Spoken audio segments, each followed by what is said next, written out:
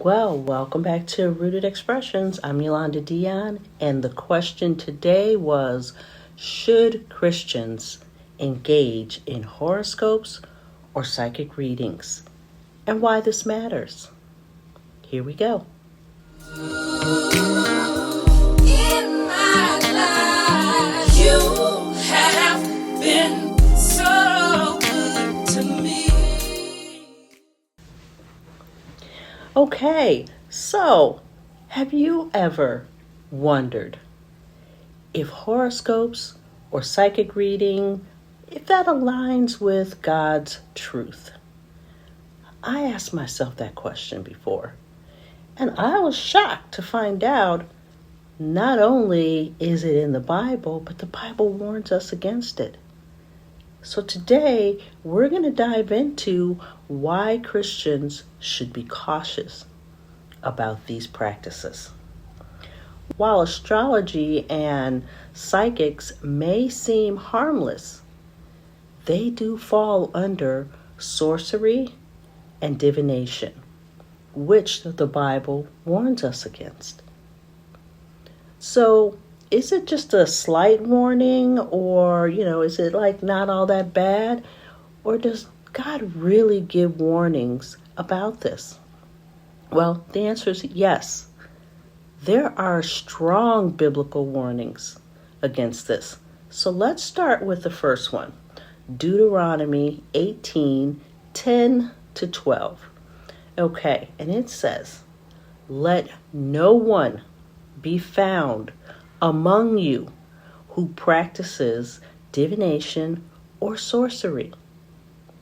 Anyone who does these things is detestable to God, is detestable to the Lord." This is not just he doesn't like it, it's detestable. Okay? Now, what does divination mean? Let's break that down so you understand what it is we're talking about. Divination, root word divine, divination is the art or practice that seeks to foresee or foretell the future, the events, or to discover hidden knowledge, usually by supernatural means. So when we say divination, you know what we're talking about.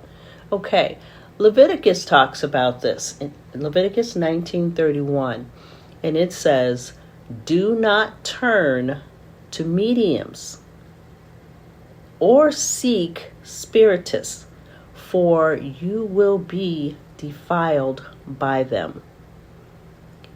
You may have heard the term mediums. They're on TV. They're everywhere. And a medium, let's break that down so you know. A medium is someone who attempts to interact with the dead. They are also referred to as necromancers or necromancers or spiritists or sorcerers, depending on what context or translation. Okay? So let's go to Isaiah 47:13 and 14. He calls out the astrologers. It says, "Let your astrologers come forward. Surely they are like stubble. The fire will burn them up." Okay, you may have heard of astrology. So what is astrology? Astrology is the science of the stars and divination that judges the influences of the stars upon human affairs. However, in most dictionaries and biblically, it says, however, it is expressly forbidden in the Bible. The Bible does not encourage astrology. Okay, so let's give some other scriptures, because I like to give scriptures. If you know me by now, I don't want you just believing what I say. I want you to check it out for yourself, because that's what I do. That's how I learn, okay? Jeremiah Jeremiah 10:2 says, "This is what the Lord says. Do not act like other nations who try to read their future in the stars. Do not be afraid of their predictions, even though other nations are terrified of them." Because these people literally look at the stars, they look for future information. They may tell you what your future is, and it could scare you, but it could also come true because we're not dealing with godly predictions. So you offer and let that stuff into your life, you may find out that these things are controlled by the enemy. He says do not be afraid of them because other nations are, but he also told you do not act like the other nations. Okay? Leviticus 20 verse 6 says, "I will condemn people who turn to mediums and psychics and chase after them as though they were prostitutes." That's something you want bad, that you'll go after it. Something you need. You need to find out something about your life. But get this. He says, "I will exclude them from the people." This is a deep warning. So when we ask, are there deep warnings? This one is. Because he says, "I will condemn people who turn to mediums and psychics. And I will exclude them from the people." So what is a medium? Let's break that down, just so you know for sure what a medium is. Some of you have heard about mediums. Okay, we talked about it earlier. A medium is someone who talks to the dead. Okay? Next one. You know I love giving scripture. I don't want you to just believe in me, okay? So the next one is 2 Corinthians 11, 14, and 15. And this you'll hear all the time. He says, "And no marvel, for Satan himself is transformed into an angel of light. Therefore, it is no great mystery or no great thing if his ministers also be transformed into ministers of righteousness, whose end shall be according to their works."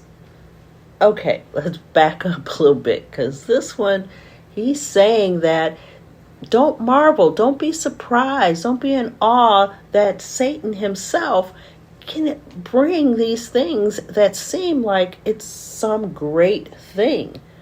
He can transform into an angel of light. And it's not a surprise that his ministers, his people, his demons can also transform themselves and seem like what they're doing is righteous. But the warning is, whose end shall be according to their works. So he says they're going to do it. Don't be surprised. But in the end, what they get is according to their works. Okay? So you don't want to go down with them just because you fell for it. All right. So let's move to the next one. Ephesians 6, 11, and 12. This is the armor. It says, "Put on the full armor of God." Not just one piece, not just the breastplate. No, this is put on the full armor of God, that ye may be able to stand against the wiles of the devil.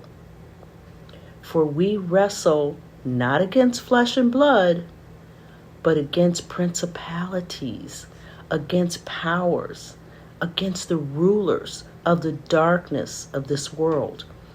He lays it out for you, letting you know that this is not just a normal battle between flesh and blood. You're dealing with the principalities, the things that go against what God says, the things that are in this world that we may look at as normal, but it's not. And we have to battle against this. This is not just a regular fight. So now we're talking about powers. We're talking about principalities. We're talking against the rulers, the darkness, the rulers of the darkness of this world. Okay? That's a real battle. That's the battle that we can't handle on our own. We need the armor of God so that He can get us through that. Okay? And take a quick break. If you're liking what you're hearing, then go ahead and subscribe, or just click that you like. Just let me know and I'll continue to do these videos. If you're new here, subscribe so that you don't miss anything. Okay?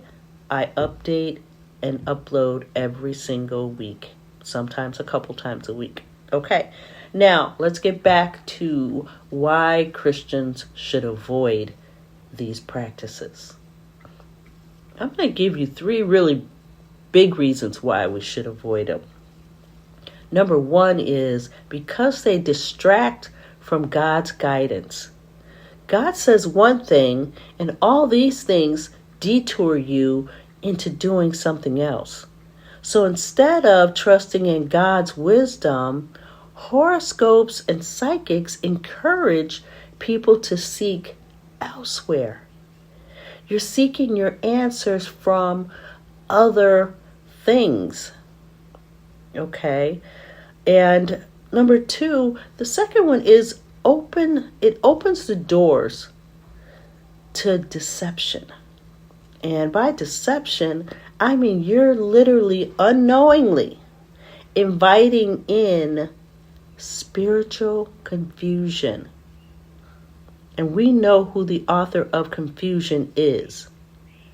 Well, the Bible encourages us to keep these doors closed by keeping that stuff out. Don't invite it in. I'm telling you, the type of confusion that we're talking about is manipulation through these practices. These practices will have you confused and believing something that's so contrary to what the Word says. And you'll fall for it. And before you know it, this stuff is coming true because you took it in. You invited it in. And this is how people who are meant to deceive you, they do. They're able to come in, they take up home in your space, become your friend, and before you know it, you're into this darkness. And you're following things that are contrary to the Word. And I'm speaking experience. Okay, I'm not just saying this, I'm speaking it. I've been through manipulation and confusion and abuse. And a lot of this stuff is because you open yourself up to it. Okay. And then the third one is the biggest. It's because it's condemned in the Word. That's the biggest reason why we should avoid these practices. Because God has condemned it. He said, don't do it. He says, I will condemn the people who do. He says it's detestable. He says that He will cut you off from the people. That's the biggest reason why we should avoid these practices. But if for some reason it slips by you, just remember that it's meant to distract you. It will open the door for deception. So I say, number 3, the fact that it's condemned is enough to make you not want to do it. Okay, I know it got me. About 15 years ago when I read this, because I had that question, I was just floored when I found out that it was in the Word and that God was so against it. Okay, I'm sorry it took me this long to share this message, but that's my disobedience because I know that we are not supposed to be following that. And now you know. So let's let's go through the 15 common forms of divination or divination, however you say it, the sorcery. We're going to go through each one, and I'll just kind of give a slight little meaning of what these are so you have. So let's start off with number one. Number one is astrology. Most people have heard of astrology. Astrology it's using celestial movements like horoscopes or zodiac signs to predict personal outcomes. Knowing your sign and all that just means you're falling into it. And you start actually seeing those predictions play out. And you'll notice that people say, oh, well, I'm this, I'm that, I'm a Pisces, I'm a Scorpio, and you know us Scorpios, you know us Pisces, we do this, we do that. You have now adapted what it said your personal outcome is, and you start living that life. And the whole time you didn't know that God said don't do it. Don't let them tell you what your goal or your plan or what your life is supposed to be. That's number one. We got more, okay? The next one I'm sure you've seen or heard of is tarot cards. Tarot reading. Tarot reading is using cards to interpret spiritual or future events. Okay? Don't let people read tarot cards to you. The next one. I never heard of this, but it's out there. It's called rune readings. RUNE readings. And rune readings, that's using ancient symbols to gain insight into life decisions. Using something else to gain insights into life decisions. Okay, the next one. This one is pendulum readings. I have seen somebody do this.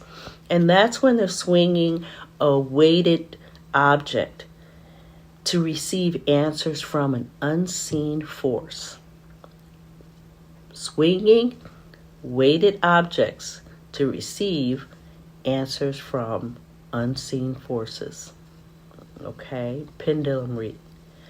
Number 5, automatic writing. That's when they're allowing spirits to guide your hand in writing messages. Automatic writing is allowing spirits or unseen forces to guide your hand into writing messages. Okay, scrying. Scrying is gazing into mirrors or water or crystal balls, you've heard of that one, to receive visions. Going to someone so that they could look into a crystal ball and give you your vision or your future, that's against the Bible. Okay, that's sorcery. All these are, but I'm talking about the ones that I know you've probably heard of. We see it all the time on TV. Okay, and the next one is tea leaf reading. Tea leaf reading is someone who's interpreting the patterns of the tea leaves to predict the future. So they look at the tea leaf and they look at the pattern and predict your future from it. Okay. All right. And then at number 8, numerology. Numerology is assigning mystical meanings to numbers to determine fate or personalities. Okay, numerology. Now this next one you've probably heard of, mediumship and spirit channeling. Okay, we discussed what mediums were. And mediumship mediumship is communicating with spirits or the deceased. Remember, a medium talks to the dead. Okay, so that's spirit channeling. And number 10 is palmistry. Okay, that's one you've probably heard of, when someone reads the lines on your palm, the palm of your hand, and it predicts your future. That's against God. He knows your future, not your palm reader. Okay? The next one I've heard of, and you probably have too, Ouija boards. Ouija boards are boards used to communicate with spirits. If you notice, this is all talking about spirits and channeling in and talking to the dead and, getting your future. These are all things that God is trying to get you to realize that He created you. He knows all this stuff. So why are we out here going to things and people who are really bad spirits, talking to other bad spirits, okay, to get you caught up in their web? All right. This next one, I've heard it pronounced a couple ways, but it's necromancy or necromancy. But this is attempting to summons or communicate with the dead. Same thing. There's summons. You don't want that in your life. They're bringing in spirits, bad spirits. These are not spirits of God that are coming to talk to you or to communicate with this person about you. These are evil spirits. Okay, number 13. Again, this is a common one. Spell casting. Spell casting and ritual magic. Performing rituals to manipulate outcomes or to invoke supernatural forces. Magic, spell casting, sounds like witches, right? Okay. I know that some of you have heard of these. Some of you, you kind of know which ones you definitely shouldn't. But then there's the common ones that just because you've seen or you know people or you grew up doing it or your parents did it, we tend to follow some of the things that we've seen or that we grow up doing. But there's a time when we have to stop and say, hold up, does this line up with God? That's where we're at now. So I have two more. Number 14 is crystal healing. This one, it never caught my attention. I just noticed that people sell crystals and they say that it gives luck and all that stuff. But because I also know the luck thing that we talked about goes against God, well, crystal healing is it's believed that the crystals hold a spiritual energy that can heal or guide. Again, who does the healing?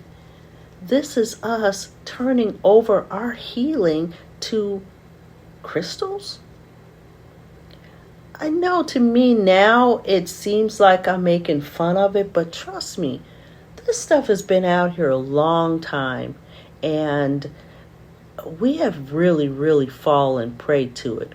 But we also know who's the author of confusion and why our world is so messed up and confused right now, because we tend to, believe in these things, and we're leaving God out as we go and search other things to give us what's right in our Bible. So I'm going to leave you with the last one. There's more, but this is all I've studied right now. And the last one is dream interpretation. And I'm talking the occult-based dream interpretation. That's using mystical methods to decode dreams rather than biblical discernment. Because there are people who had dreams in the Bible, but they had biblical discernment.